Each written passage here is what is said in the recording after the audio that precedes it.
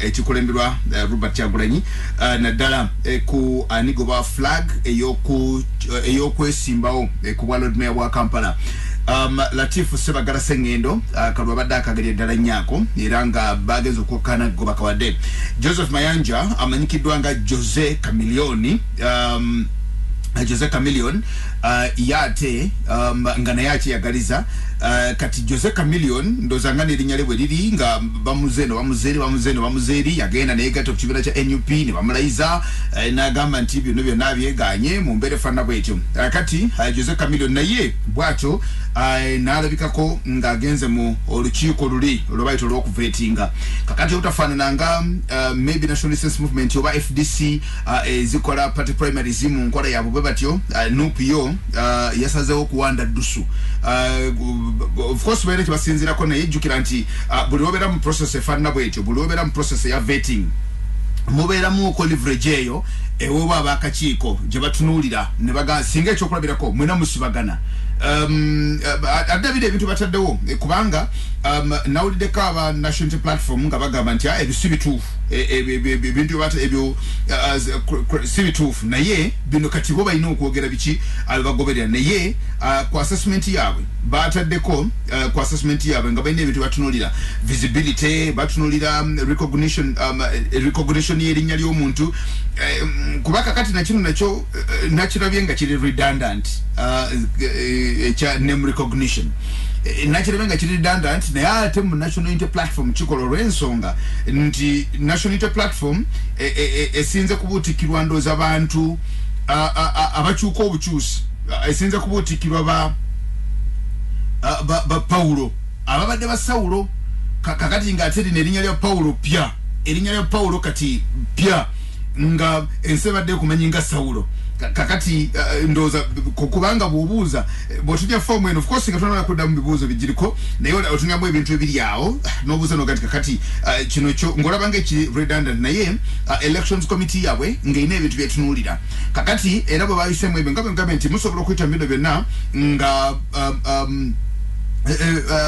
mwena mubyenkanyankanya so akakiiko kate kukubeerayo n'omukono gwo upper hand egamba nti fokusinzira ku bino na bino ndowooza no gatujja okutwala ekyo kyekimu ekyokubiri era ndowooza olukiiko kubanga kati an assessment yakoleddwa ndowooza era babuuliza ono saagala kuwayiriza nga amanyi process yabwe etambula naye ndowooza bulowooza nakino kye saagala kuwayiriza naye ndowooza nti omuntu bamubuuza visibility ye eri etya kati nanyonyola nti posters nzikube mu kibuga Kampala zonna wonna okutwaliza aba national unity platform kino ekiwandiika ekitambula ku social media ekya Jose Chameleone bakiwakanyiza bo bakiwakanyiza kakati nze saagala kukyogerako ng'ekyabwe naye njagala kulaga nti of course bwe kibanga si kyekino of course bajja kulagako ku kiwandiika ekirala naye kino balaga nga Chameleone ebintu ebimu ebyamuwanguza Latifu Sengendo Sebagala byabadde kuba nti erinnya lye recognition abantu tebamutegeera nga taliko erinnya lya Jose Chameleone kakati ndowooza nti ekyo kituufu naye ekyo okay bateeka okubanga era bakiyiya nga bakiyirizeera ku bantu be balaba nga bakiyirizeera ku bantu be balaba okukiteeka kubandoza kino okujja ku form eno recognition y'erinnya name recognition ndowooza okujja ku form eno baamala kulaba kubanga Jose Chameleone nagamba nti yagenda mu mateeka yagenda eddala mu mateeka nakola deedpoll ng'akyusa amanya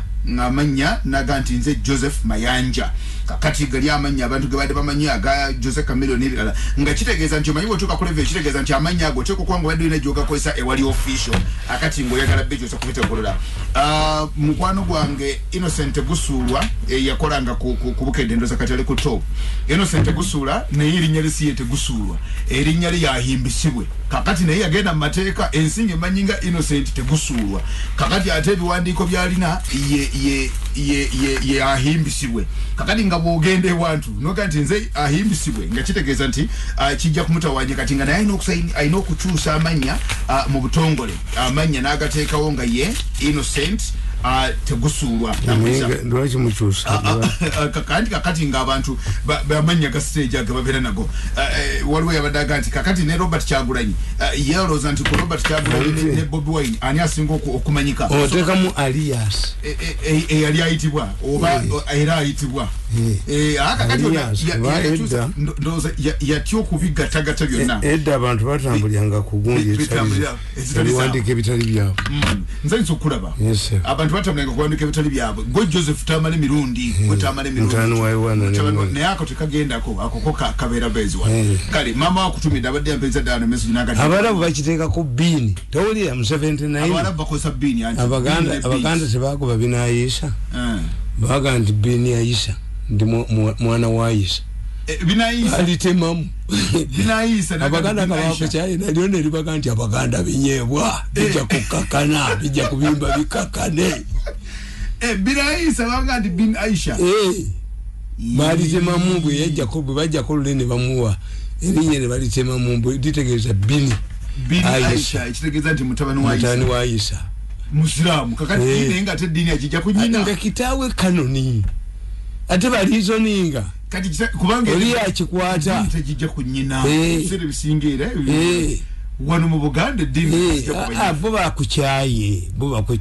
nga mtabani wa kanoni ni mtani wa kanoni nenga ate mtabani wa Aisha ate nga mtani wa Aisha ate nga byombi bituufu nekindi Bible eno njireso ogwokubiri osome mundage wowe twasoma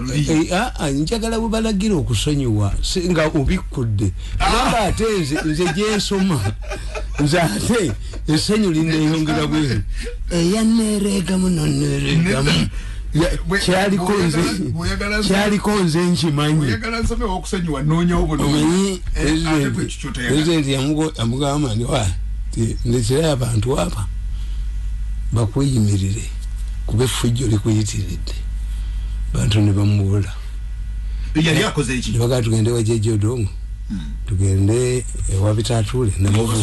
namuvuma tugende ewa Mbire yamuvuma ngamba wulira tugende Wotafiire atembeka namukolera mugandi wayiwo bazeeyo ganti mbalindiridde oba bajja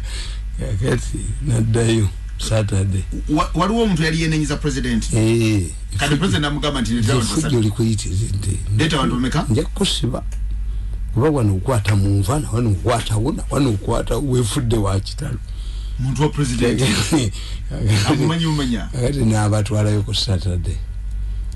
namugamba nti oyo n'oyo yatwalani Mbire ne Bitatuule oyo n'oyo nabo siba omanye mukola listi mubana tolondamu mubano bote ondeetera nereeta y'abalala lwaki president yamuganda anti bali member ya fellowship y'ababyaji wa fellowship era maniza wa fellowship namuganda ngamainti bajja kunywa naye nabano boolese nabo waguze bagule sibabo kati tayina mikwano kakati okuva n'olwaliro effujjo lireke tulina muntu okwagala wano wumula engalabi gisewasi yavaayo engalabi ensena amuwummulamu wadde mwe temumumanyi ensena amuwummulamu naye kakati nze bayibuli eyo mugimugambe eyange ndowooza nsoma ndala kuba tewali yansonga mu lugala ayina mirembe anti tusonyiwa anti kitegeere lwakiiza atasonyiwa ebyange bitambula damu bikulewo nga tutegedde tuddemu tulabe oba olwaleero tunasoma ewasonyiwa tugende ewasonyiwa nina kunoonyawo bwe bikula batukolere ekyamagero tekitegekebwa ekyamagero tekiba kitegeke tusome tujja gisoma emirundi esatu kasita wabulawo ewasonyiwa wobikudde wano wembikudde mu Yeremiya kakati waliwo essuula 3 wobikula mu ssuula nali wobikula mu ssuula anti ate Bayibuli ezijjudde essuula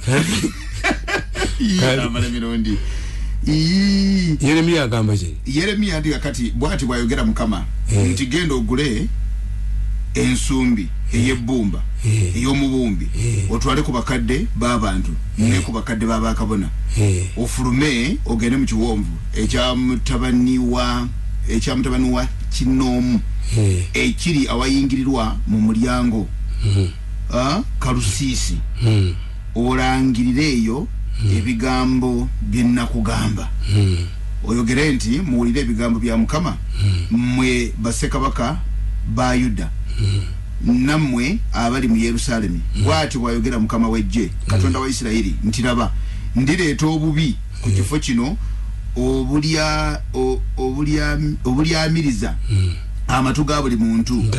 alibuwulira naboolekerawo kati ate alagira nze emirimu gyenkolera ddala genda agamba nze Katonda genda obagambye ndireeta obubi genda okolekire obagambe obulyamiriza ensi agamba nze kennyini kubanga olw'okuloga nti kubanga bandekawo ne bakafuwaza ekifo kino ne bootereza ne babba sente za covid obubaani ne banyampisa eswaga ne babba buli kamu ne babba eza covid ne bakola kiki kinnyini bayibuli kyetugambye era bazimbye ebifo ebigulu baguzaako edi mu bibuga okwokya batabani baabwe mu muliro bijja kubookya bayibuli etuufu nnyo bijja kubookya ojja kulaba omusajja azene kago plane nga asimbula ekizimbe mu Kampala adduke nakyo naate nga ne mu Kampala zimuliraane wenyonyi terandi nga tefuluma kago beyina kuba nnene ola bwadduka kati ngaakolesogoze kulabula ate nze esomyewo kubebikulawo kubanga nze ebyewange bitambula bulungi ekitegeeza Katonda wange gwensoma wamaanyi tugenda gisoma ogwokusatu kasita kigaana ekyokusonyiwa ng'okita era mmwe gamba buulire your problem abantu bamu abasonyiwa mbeewuunyi what would happen today singa ddiiru y'okuteeka omutwe mu ofiisi ya Kadaga yayiseemu newspapers babadde bategese documentaries Kadaga ng'ali eri ewaabwe mu Gumuli yagenda okulambula Kadaga ng'omusawo Muganda amwogerera ng'omwana amugamba watumye omutwe Kadaga yali kutuse n'afa kati abo ng'obasonyiwa ate be bakwatira mpewo si bibo n'oyogera omanyi bo baafuna amawulire kyova olaba nti nze balwana nnyo nange mumujje ku mpewo mukole mutya n'olwokuba ndi ku mirimu gya Mukama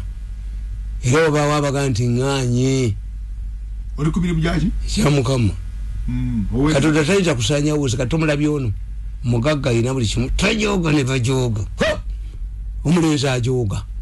omulenzi yeemanya essajja omulenzi afaananye ddala bakoddomi ba Saddam naye yamukakkanyiza namugala leetayo abantu basatu bakuwoleeze n'abasatu tabalina omuntu alina sente yamugambye nti n'abo oguze bagule nabo tobalina kati genda okukakkaneko n'emikwano yaguze bigule talinayo muntu gwatababuze kakati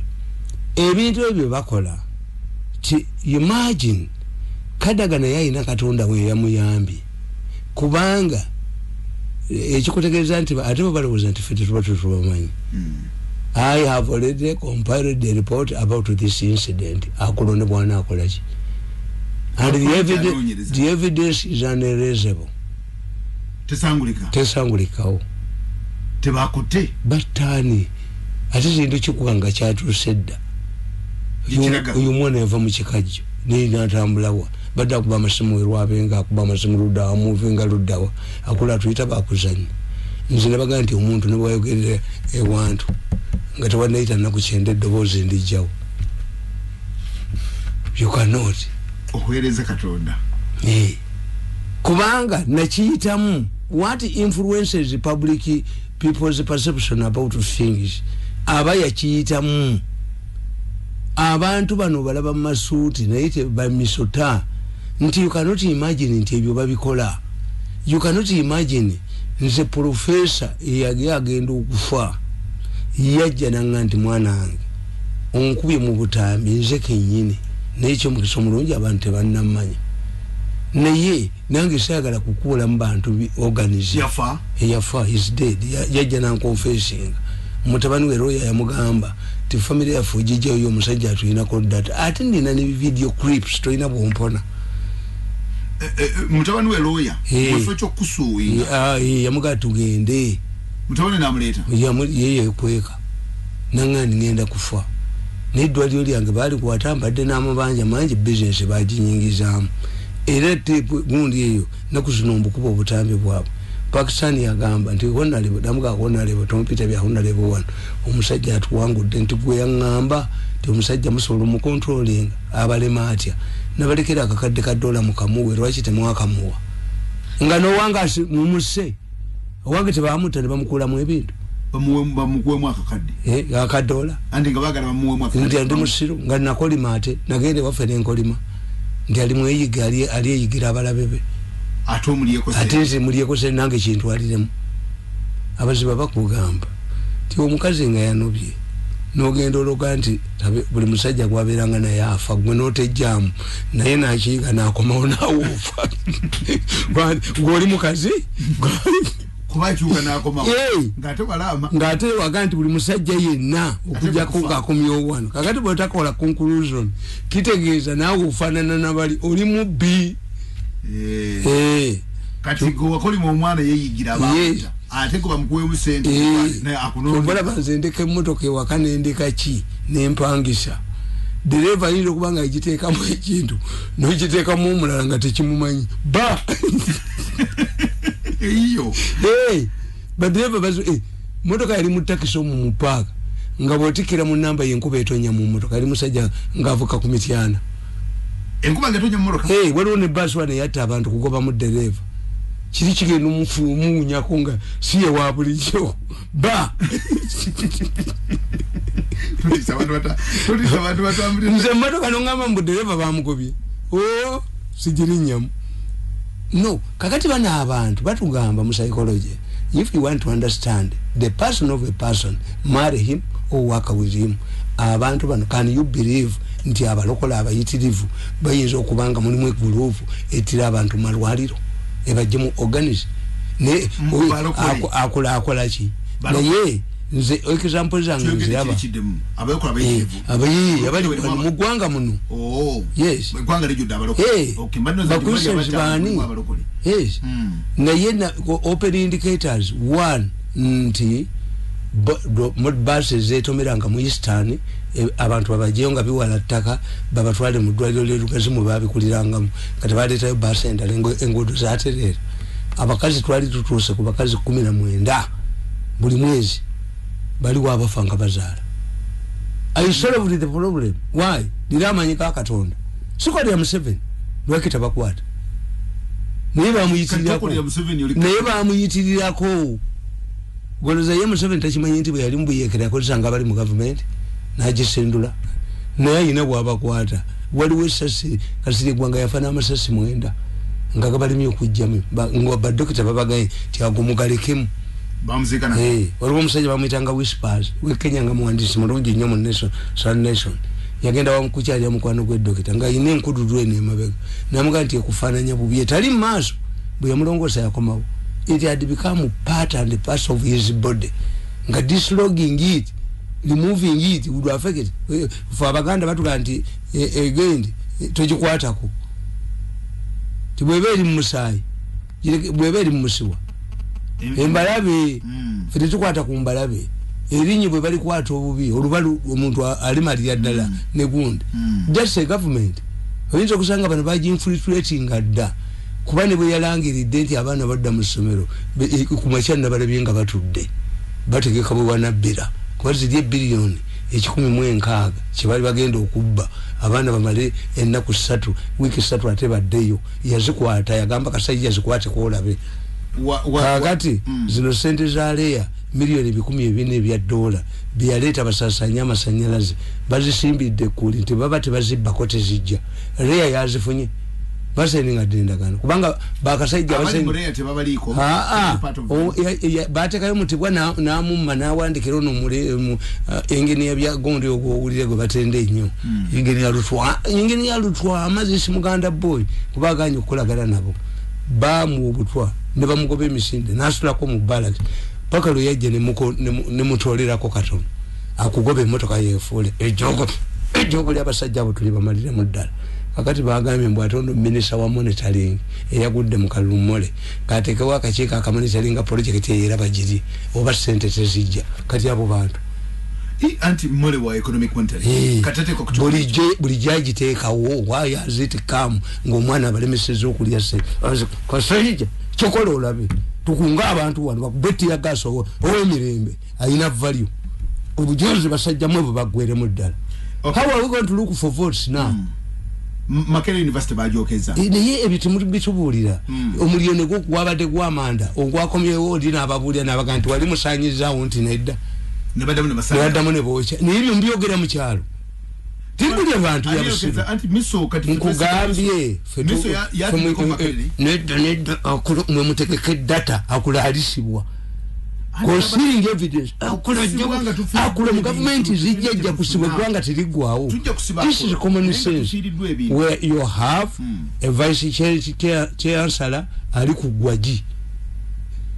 you have an investigation eriye Makerere kenkubuuza omuntu tutegeera nti omuntu abyenta mwayagala kubasiza nga temulidde agala toye naye abalumya munaagendawa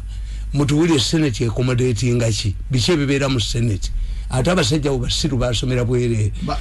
nkubuulira kati bano tebalina magezi nti kamera tezakutte mwana oyo nga ayingira parliament ngaddi lwakitaliko ono w'omutwe kitegeeza muli basiru ali nga mwasanze government ali mu control room ategeerekeka at that time who was there if it is true zibiriko bavi abalala bali bayola kubanga president ya mwana yoka kababazalawe eno government kebazalawe naye abalala bali bakoona abalala bali bakoona netubala bakubukadde n'amadookoli president ya mwana yoka yebula ku kamera ebyabalala atezo bwemba mugezi tuzitta nga bazizikira baziddako ng'ab'omuumeme ab'omuumeme babagala okubba nga bagala okubbira mu transformers bagenda ne badira mu trading center ne bagatta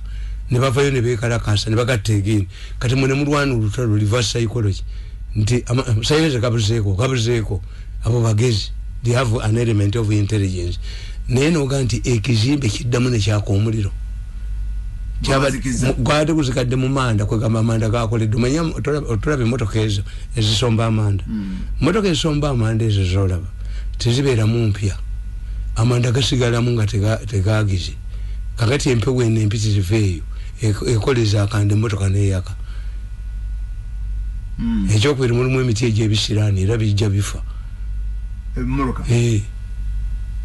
kakati Makerere, that's a simple matter. You don't need to bring anybody. Common sense. Because Fetuli guided my intelligence by two things. Who is going to benefit from this crime? Who benefits? Fukituuza chukakutuzulingako. Nti kada echirala hallmarks. Echiri important. Nti kada gantegeera group eyakikoze lwaki malisi yayo tu emanya kulota sobola jikwatako. That's a hallmark. Nti kitaka bamuwanye ne bawana kitaka ne bamweza n'obubaka ab'emmengo naye nga Nakalema yakwata abaana be babiri n'abasiba nti president amusabye eddaga amugambye amuguziza fu akasajja ne kakubani kitaka katika kadi kamukuba you wait kasola babukedde ng'ekuba obugagga bw'omuntu ogenda kulira banka bayina connection naye singa abantu tebagasoma ewiiki emu nga bagaggaddewo eri baleeta omulala kasola ba incident nga bagijje mangu mu mawulire yisu yakadaga yavuddemu eyo yaabwe eyo yaabwe. Those are characteristics of a mafia gang fellowship. Until they have the media, they control the media. Kasi ekintu kibanga kifulopinze kati bukedde takuba nti omwana yadde atwala omutwe wakadaga omwana yasazeeko omwana omutwe ekyakadaga bakijjemu mu discussion bayina ne network eyabo aboogera ku marediyo nti ekyo temukidebatingako ekyo ekibakuba baba ne withdraw tactics nti bategedde nti bwegufulopinga omwana ate tumukwata kyaganya okutunda against kata ekyo mawuli ekirina okuvaamu where they have flopped bakijjamu mangu where they have an interest red paper ekikuba n'ekimalayo ekuba eviiri n'enjala n'ebirevu olwongomanya kyabwe where they have flopped kati wawuliddeko ku discussion ya radio twagula radio za mirundi ebiri twagula radio ne TV ez'abaana okusomerako ne radio ez'akalulu olaba discussion weri 400 billion zali zalagawo kubanga ne bwe tudda mu ssomero tuzikubanja we are the radios they delayed yokezirwa nokola gundi waliwo kana akataba kali kanyampise swaga bagamba mu bidding nti olina okuba ne billion 19 nga bank guaranteeing the billion 19 okuwa omulimu ogwo nti okuwasa muwala wange genda okwata embazi yange ogikube ku lwazi nga tebongose billion 19 nga ogaranteeing okusapulainga radio billion 19 oyina okuba ne billion 19 ate ng'obakoleddeko ng'obakoleddeko egifaanana singa gundi mukwano wange ono akoleza radio ng'obakoleddeko egifaanana bategeere gwe gyogenda okujja sente gwe ate ebyo birungi nedda olunaku lumu wali gwe kankubuulire gundi mukwano gwange naye tantegeera miyingo omugundi yagamba anti omwana wange yali asomera wa miyingo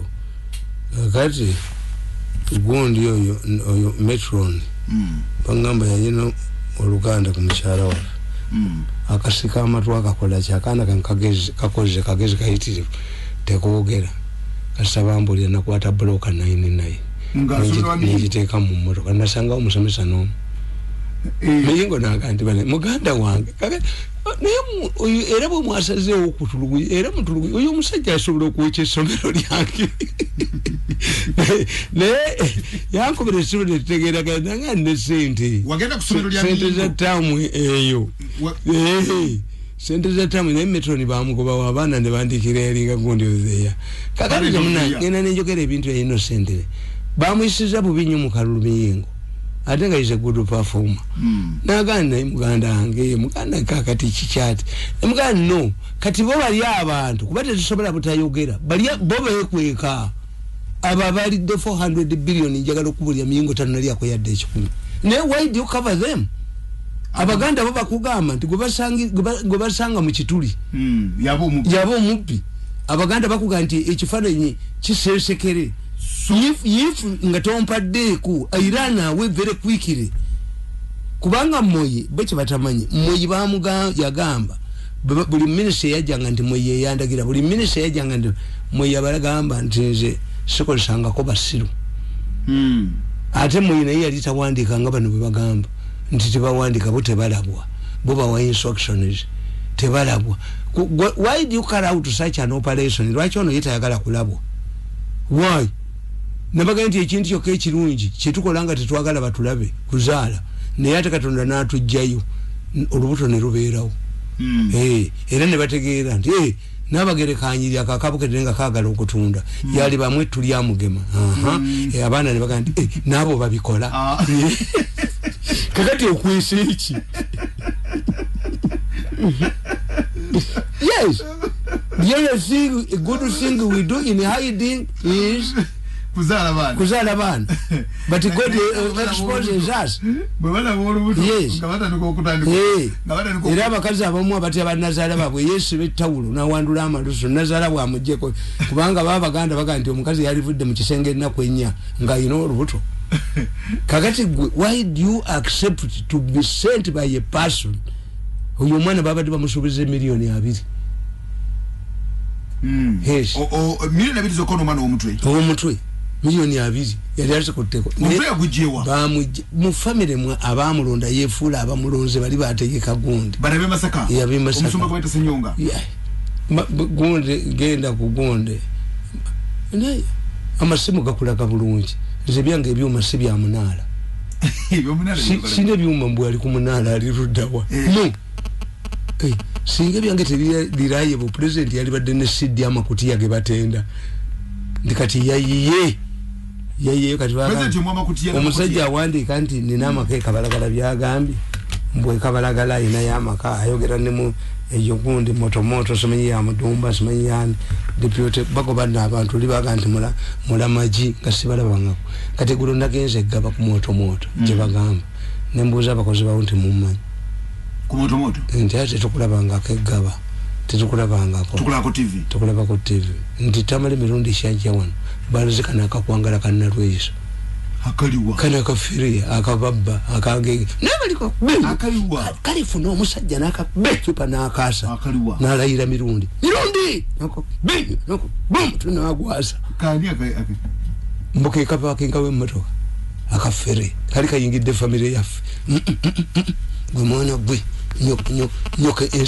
egundi ene eyebusitema enkobe yebusitema yamwebereka family ejimitote jiri mu family ya oyogera kwani tamale guvu kanu kana akakwangala kamu ekagendawo akakugegenya Tarisha akagulira mmotoka yatasobola kugulira muwanga lutaya yatasobola kugulira mulekwa yatasobola kati mu mobilization nakubidde ofode simu nemuga fono mbanjagala kulaba oli mulade ntindi tollo chichi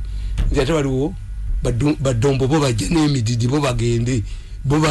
that cannot be fairness musite muli atanyiga kakati nzi kana katabo kalaba nakawandika ku gundi killing a medical doctor to save a cobra yes nakawandika ku gundi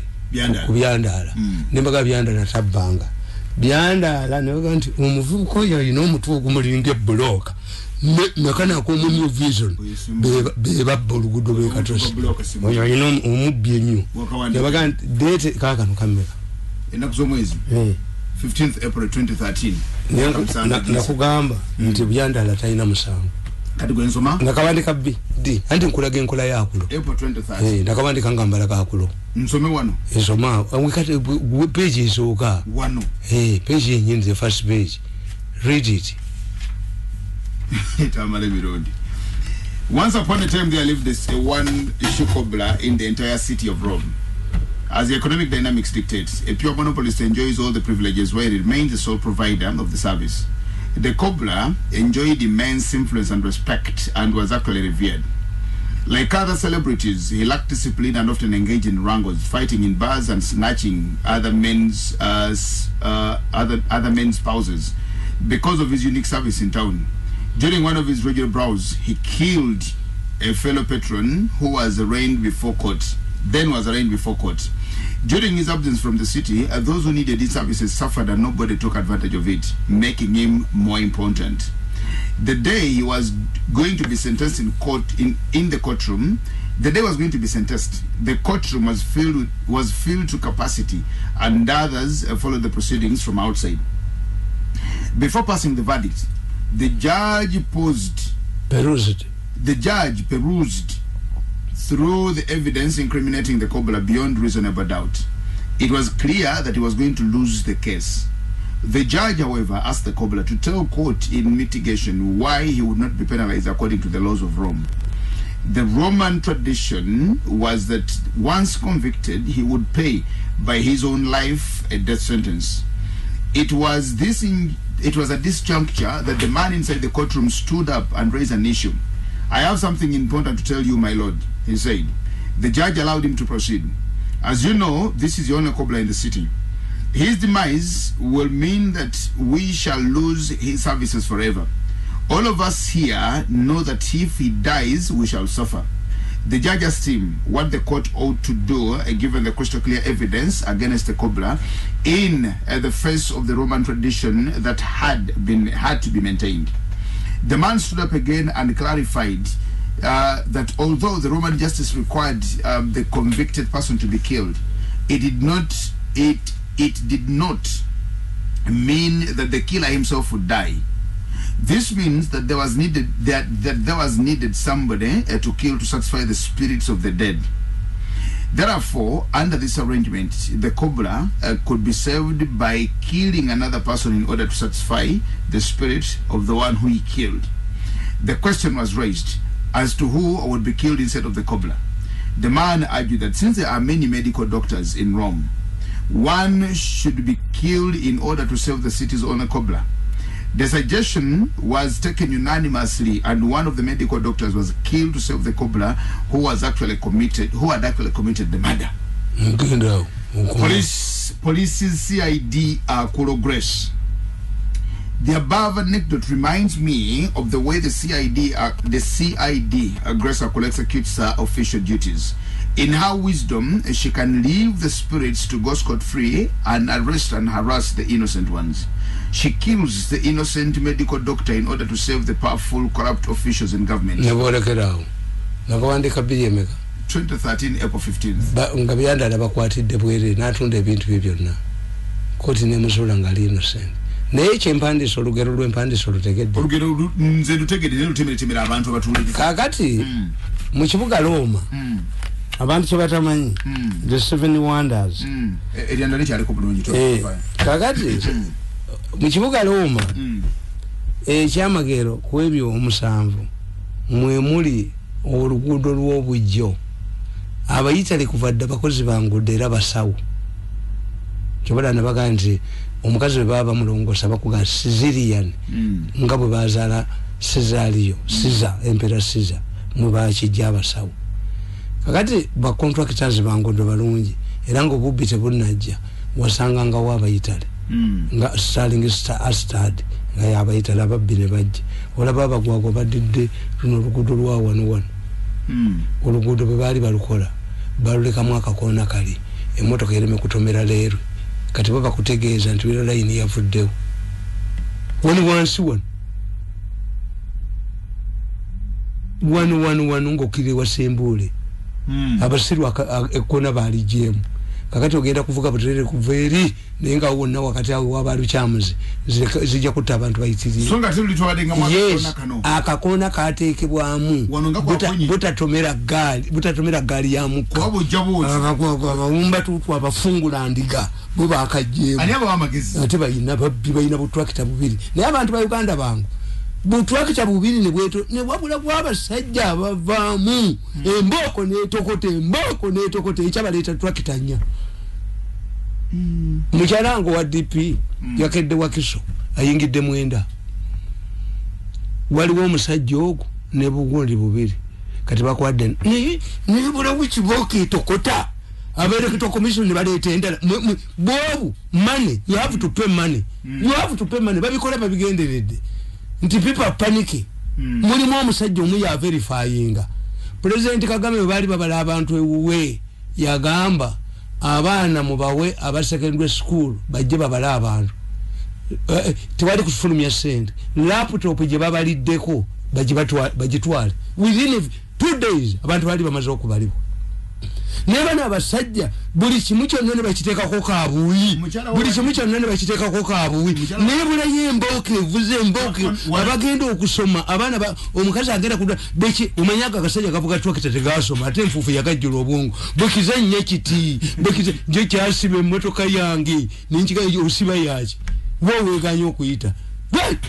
tawa twakita yakukoma meji mujisaawo ali wali afuwana sigala we omenye bitasuma byagala nnyo okulaga nabyo birina amaanyi nasanga agisibye layini nemugaye no face wali ogirabyeko mu mwalo wonza nti ebitabo bizitowa okusinga enkokoto kakati tuviire mu luguudo abasoma ebitabo mwe babalimba nti ebitabo bizitowa okusinga enkokoto ekyovola musiba ku tractor n'envuvu n'ebuyinga tulina na cover nabo tubeetaaga naye nga balina amagezi mu Europe tebaliyo mu Europe yazea naye beesanga bano naddira oluguudo nalubibirika bwati ettaka ngeno tewali zivaayo naye tewali zivaayo naye nga ate eri tebalusibye atudde banyumirwa nnyo ayinza negireeta bwati mbw abakanga agitomere kuba naye afunye omwana gwe bakuba kusomera kuba nnyo banne kuba esajja aliragira eri kati yo life ensi yamukubakuba dda amaanyi wagalagira kusiba mmotoka wagimugusiza babuuzaawo ali kusigala anywa lugenda budde butitako tawa twakita yako wewe mjinga kakati nkugamba nti ogenda noyitiriza ebintu no kakati nkugambye nti yes kubanga this is not intended. It's not because there is no money. 400 billion bazilia bagala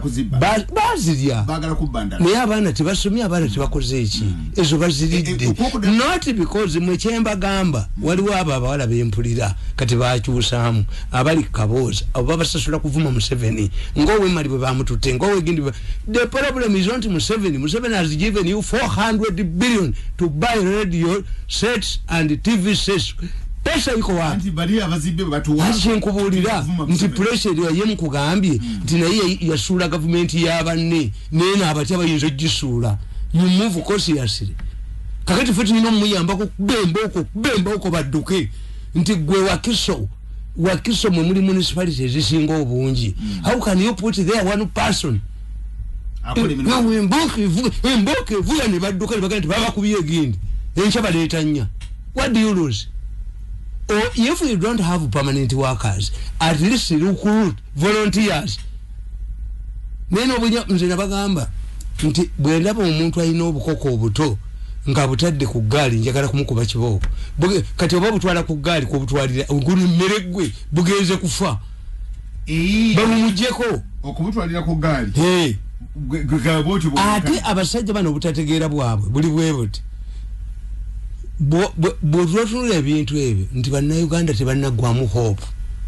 President Museveni nabaga nti yaleeta system ekuumira eggwanga liri mu mirembe nti balwana kgenda kwewandiisa kulonda. Obwami Museveni bwe yalonda bakansala baani abamu babufuula n'amannya. Kakati abantu bazze tuliko organize your system. Why do you frustrate them? Bamalewo ennaku 9. Enkitegeeza kati ono mubbi sente bazibye ne bateekawo omuntu omu nga twakita bwe bazibba sente enguudo ekiro mu Bulaaya bazooza kiro wali baddewo twakita ine ekitaala nga bakola ekiro nga traffic teriiyo. Kakati buno mboko yeyeetangisa mboko nola baddu niribbi ne balibuuli ate mugera manager waali muwa wano sente ate baba wameka mukama wamu mutukubiranga essimu mboko gwekwate poliisi nayo poliisi nejja egenda okujja nga afuwa musaya amanyi musanvu agirira musanvu todde mukubba abantu wano. Tugenda kumula mutende birango batakomawo. Nkonyo mbanyonyola akagero kano. Otunyonyola akagera akakobra. Latif yadduse mu kalulunga bagezi nekitegeererawo. Abasiraamu bagezi yalekedde Lukwago. That was a strategy, very nice strategy. Bagobe kamiliyoni. Bamufulumya. It's a nice strategy. Abasiraamu bayina center of authority. Kubanga ati kamiliyoni kubimu kubyamwanduze baga into strategy. Nenga yani. Nga ina chimbo mukati chimbwani yakasomera mbakatuliche emirone babu wayi ndise mukatuliche anina obukatuliche kakati babaje mu mya bakatuliche bavuddewo omusiramu atalina sigida ala tamanyi bala twalira mu mogere omusiramu atalina sigida ala tamanyi analysis ngenda kudda yo jimpe buyi kibalama naye yatunda ekibiina kwatuma nata kitunda atina akomawo beto katubimale mu mutagaza naye kamano okuva mu birango tukoma tuliza alijolyo na tulete mva